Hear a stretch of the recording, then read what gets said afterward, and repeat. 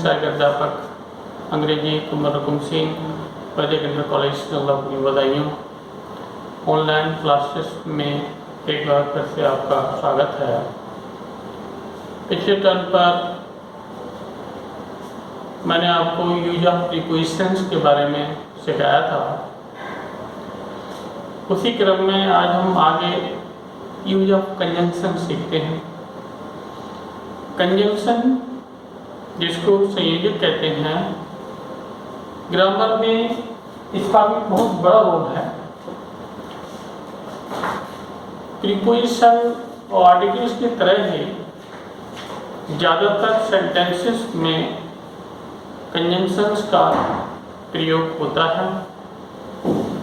Conjunction, जैसा कि इसको संयोजक कहते हैं, इसको डिफाइन किया जा सकता है a word that is used for joining other words, phrases और सेंटेंसेस। एक ऐसा शब्द जो शब्दों को, फ्रेजेस, वाक्यांशों को या फिर बातों को जोड़ता है, वो कंजंक्शन कहलाता है। कंजंक्शन दो प्रकार के होते हैं। एक तो कोऑर्डिनेटिव कंजंक्शंस और दूसरा सबऑर्डिनेटिव कंजंक्शंस। कोऑर्डिनेटिव कंजंक्शंस के प्रयोग से कंपाउंड सेंटेंस बनते हैं। जब भी दो या उससे अधिक सेंटेंसेस को हम कोऑर्डिनेटिव कंजंक्शन की सहायता से जोड़ते हैं तो वो कंपाउंड सेंटेंस बनाते हैं। इनका हम आगे जब अध्ययन करेंगे। और सबऑर्डिनेटिव कंजंक्शन के प्रयोग से कॉम्प्लेक्स सेंटेंस बनते हैं।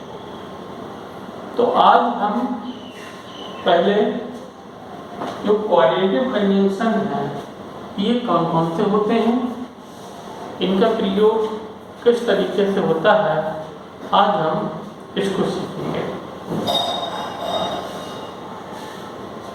कोऑर्डिनेटिव कंजंक्शन चार प्रकार से होते हैं। पहला क्यूमुलेटिव कंजंक्शंस। क्यूमुलेटिव मीन्स संचयी भाव, जोड़ने वाला। इस कैटेगरी में जो कंजंक्शन आते हैं उसमें and, as well as, both, not only, but also. जब समान अर्थ वाली या एक जैसी क्वालिटीज या घटनाओं को जोड़ा जाता है तो फिर क्यूमुलेटिव कंजंक्शंस का प्रयोग किया जाता है। फॉर एग्जाम्पल, सपोज ये दो सेंटेंस हैं, इनको हम जोड़ रहे हैं। Is intelligent, is honest. वह बुद्धिमान है, वह ईमानदार। अब देखिए, दो एडजेक्टिव हैं, इंटेलिजेंट और ऑनेस्ट, दोनों ही क्यूमुलेटिव संचयी। तो हम इसको दोनों को जोड़कर बोलेंगे तो बोल देंगे ही is intelligent and he is honest. Compound sentence बनाता है। यदि हम इसको ऐसे जोड़ देंगे ही इज इंटेलिजेंट एंड ऑनेस्ट, तब भी जुड़ जाएगा, तभी सिंपल सेंटेंस बनेगा। ये पूरा अध्ययन जो है वो इंटरमीडिएट में जब सिंथेसिस सीखते हैं तो सिंपल, कंपाउंड और कॉम्प्लेक्स सेंटेंस वो किस प्रकार से होते हैं, कैसे में डिफ्रेंशिएट करते हैं, पूरा अध्ययन ये आगे चलकर किया जाता है। या हम इसको ऐसे ही बोल सकते हैं he is intelligent as well as honest. या फिर हम इसको he is both intelligent and honest, इस तरीके से भी इसको बोल सकते हैं, लिख सकते हैं। या ही नॉट ओनली, नॉट के साथ ओनली का प्रयोग होता है। He is not only intelligent but intelligent also. तो एक ही सेंटेंस को हम चार तरीके से बना सकते हैं। क्यूमुलेटिव कंजंक्शंस के प्रयोग में दो सावधानियां अपेक्षित हैं। पहला, बोथ के साथ एंड का प्रयोग जरूर होता है। जैसे कि आप इस एग्जाम्पल में देखिए, यहाँ पर ही is both intelligent and knowledge, तो बहुत के साथ एंड का प्रयोग जरूरी होता है। दूसरा, इसमें इस बात को ध्यान रखना है कि जब एक क्रिया के बाद दूसरी क्रिया स्वाभाविक रूप से या क्रम से घटित होती है तो फिर एंड का ही प्रयोग किया जाता है। ऐसी स्थिति में फिर आप एज वेल एज, बोथ या एंड या नॉट ओनली या बट ऑल्सो का प्रयोग नहीं करेंगे, फिर वो सेंटेंस एंड से जोड़े जाएंगे। जैसे एग्जाम्पल के लिए, the match was over, we return our home, ये दो सेंटेंस हैं। इनको जब हम जोड़ेंगे, the match was over and we return our home, दो क्रियाएं होती हैं। मैच समाप्त हो गया, हम अपने घर लौट आए, तो स्वाभाविक है जब मैच समाप्त होगा तो हम अपने घर ही लौटेंगे, यानी एक क्रिया के बाद दूसरी क्रिया स्वाभाविक रूप से घटित हो रही है।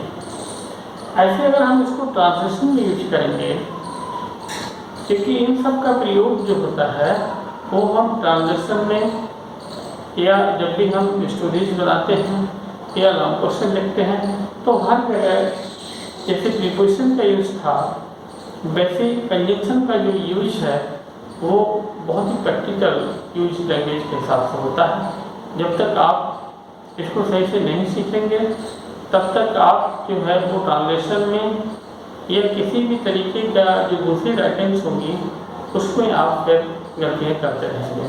जैसे मान लीजिए हिंदी में कोई सेंटेंस आता है, सूर्य निकला और हमने अपना दस्तक छोड़ दिया, the sun rose and we left our bed. इस तरीके से इसका ट्रांसलेशन कर देंगे। पहले एक क्रिया हुई है सूर्य का निकलना, हमारा बिस्तर छोड़ना दूसरी क्रिया है, लेकिन एक क्रिया के बाद दूसरी क्रिया जो है वो क्रम से घटित हो रही है या फिर स्वाभाविक रूप से घटित हो रही है, तो ऐसी स्थिति में एंड का प्रयोग होता है। इसके बाद दूसरे तरीके के जो हमारे कंजंक्शन होते हैं,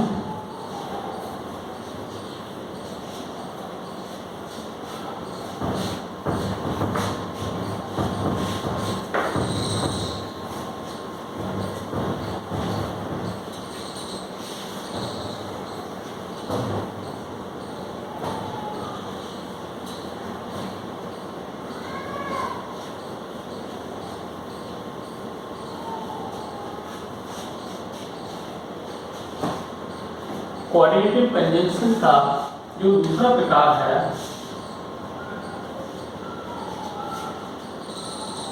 ये है हमारा एडवर्सेटिव कंजंक्शंस।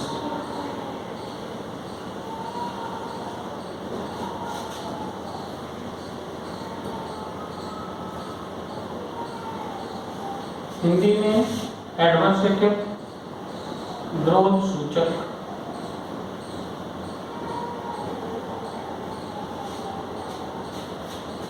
इस कैटेगरी में जो कंजंक्शन मिलेंगे आपको, बट, येट, स्टिल, ये दो जो विरोधी वाक्य होंगे उनको जोड़ते हैं। For example,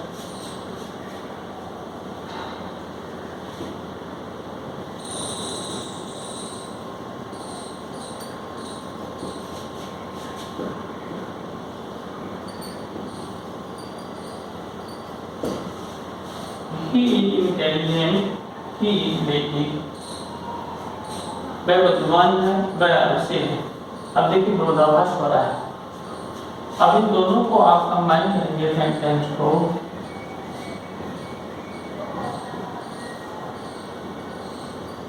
he is intelligent but he is lazy। या फिर हम इसको ऐसे ही बोल सकते हैं, he is intelligent yet he is lazy, या he is intelligent still he is lazy। इस तरीके से बट या स्टिल का प्रयोग करके ये दो विरोध सूचक जो सेंटेंसेस होते हैं उनको हम जोड़ सकते हैं। जैसे एक और एग्जाम्पल देखिए,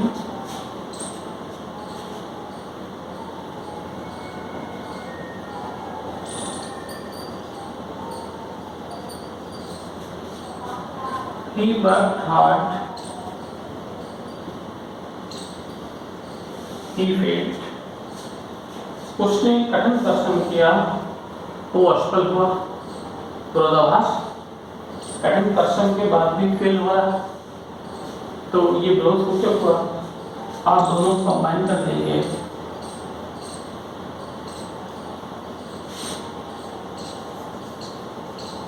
he worked hard but he failed, या still he failed, या yet he failed। तो इस तरीके से दो विरोधी बातों को जोड़ने के लिए जो है वो एडवर्सेटिव कंजंक्शन का प्रयोग किया जाएगा। अब इसमें तीसरा है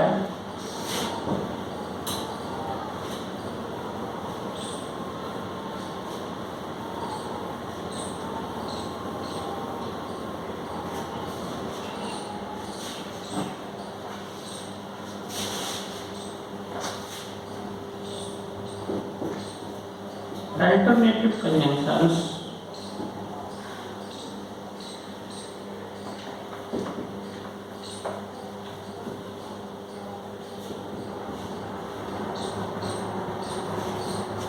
अल्टरनेटिव कंजंक्शंस हिंदी में कहते हैं चयन सूचक। इस कैटेगरी में कंजंक्शन मिलेंगे और,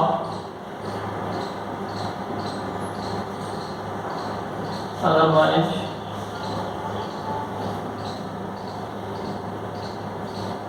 either of,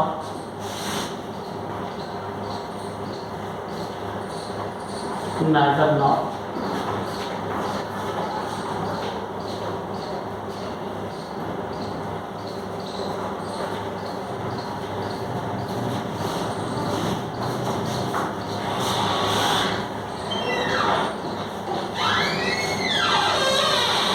इसमें इन कंजंक्शंस का प्रयोग तब किया जाता है जब दो बातों में से किसी एक बात का चुनाव करना पड़े। फॉर एग्जाम्पल,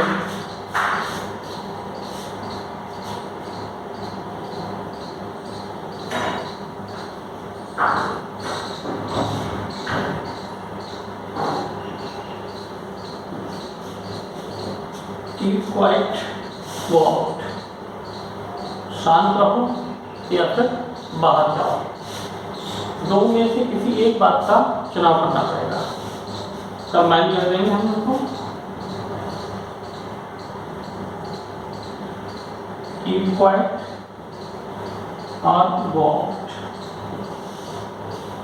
या फिर keep quiet otherwise go out, ऐसा भी लिख सकते हैं, या either keep quiet or go out।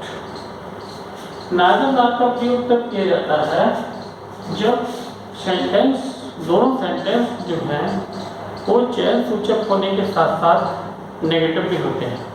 For example,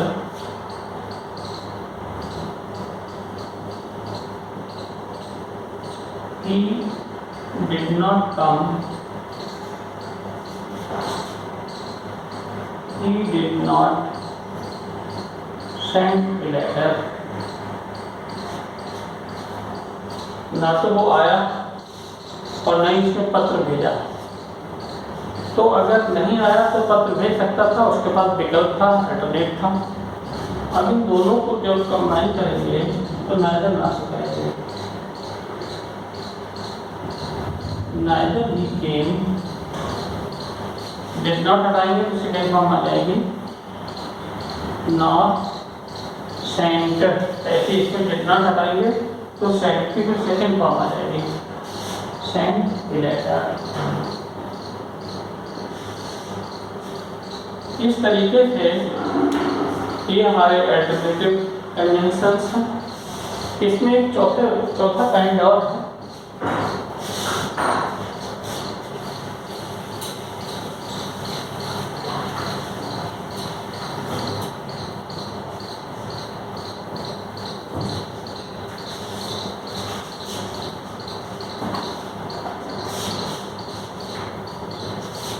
fourth stand है इसका कोऑर्डिनेटिव कंजंक्शंस का इलेटिव कंजंक्शंस।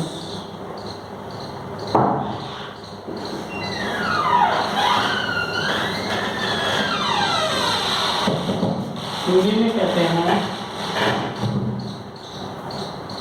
परिणाम सूचक। इस कैटेगरी में आते हैं सो, therefore, since और for।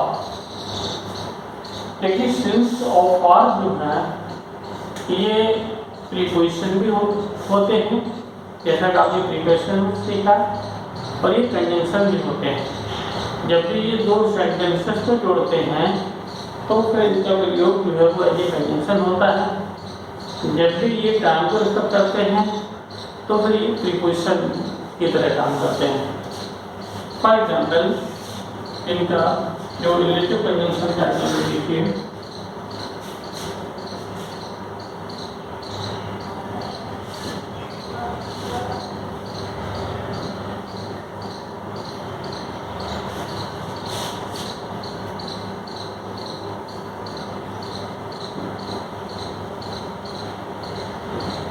he was ill, he could not go to college। वह बीमार था, वह कॉलेज नहीं जा सका।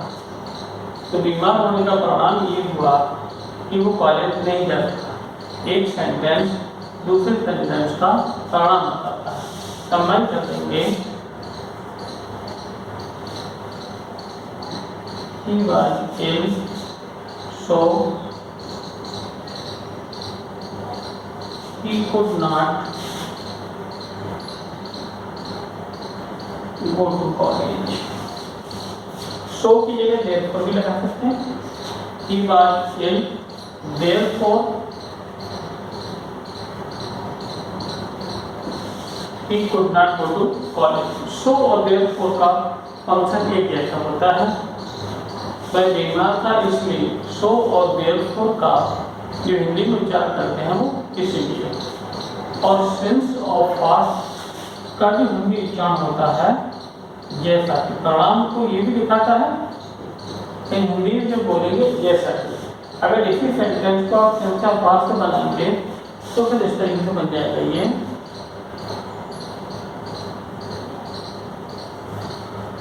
he could not go to college for he was ill।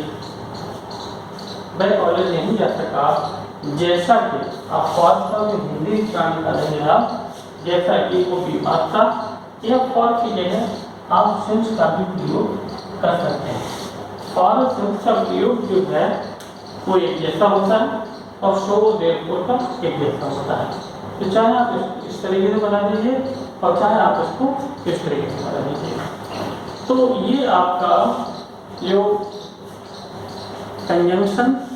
Conjunction के दो पार्ट हुए, कोऑर्डिनेटिव कंजंक्शन और सबऑर्डिनेटिव कंजंक्शन।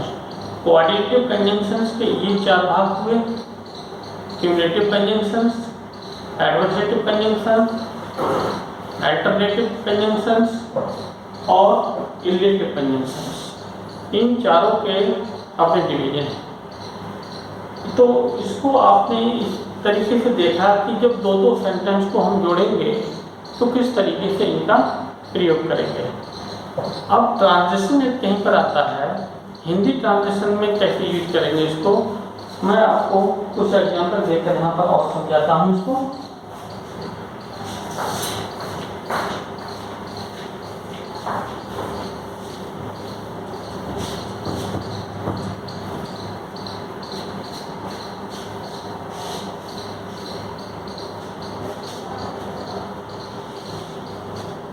सपोज की सेंटेंस है,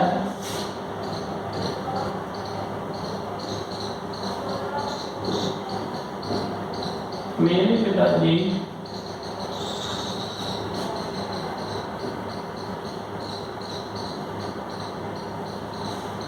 ईमानदार होने के साथ साथ दयालु भी हैं।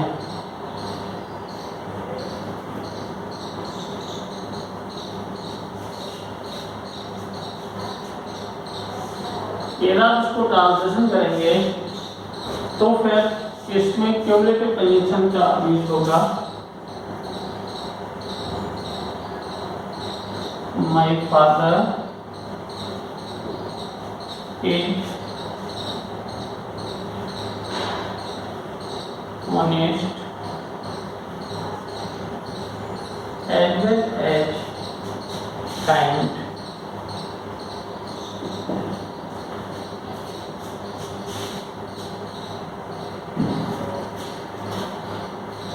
ये दूसरा कोई सेंटेंस है,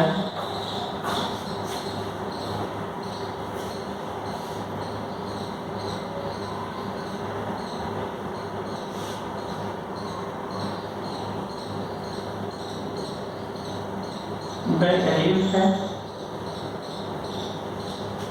लेकिन ईमानदार है।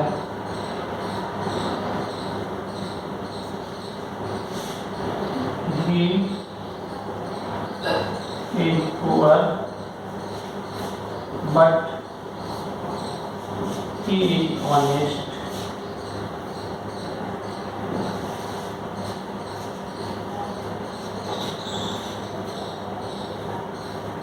जैसे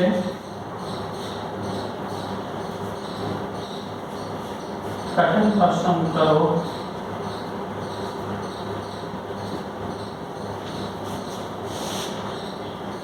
अन्यथा असफल हो जाओगे।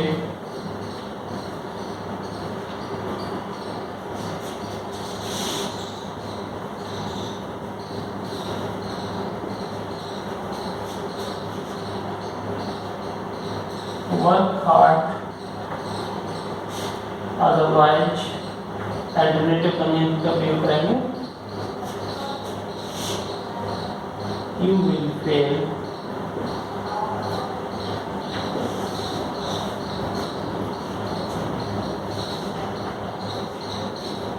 या फिर एक एग्जाम्पल हम देखें।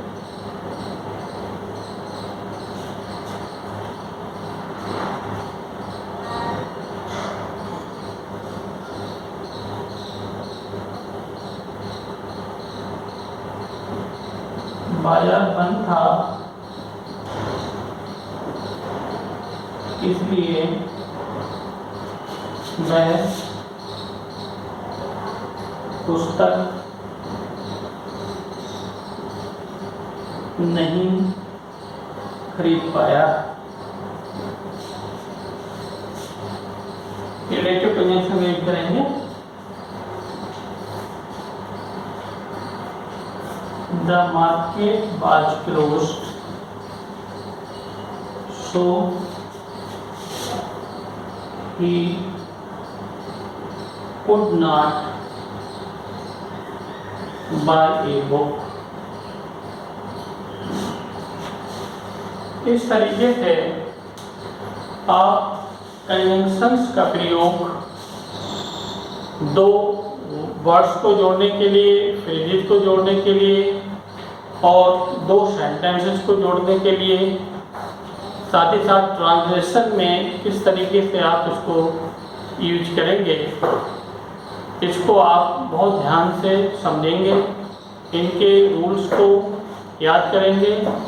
हर जगह जब भी, चाहे आप ऐसे राइटिंग करेंगे, चाहे आप लेटर राइटिंग करेंगे, जब भी आप अपनी लैंग्वेज बनाने की कोशिश करेंगे तो इन सारे कंजंक्शंस की आपको आवश्यकता होती है और तभी आपकी लैंग्वेज जो है वो परफेक्ट बनती है। तो आज आपने कंजंक्शन का एक पार्ट सीखा, क्वालिटेटिव कंजंक्शंस। इनके ये 4 भाग थे। नेक्स्ट टर्न पर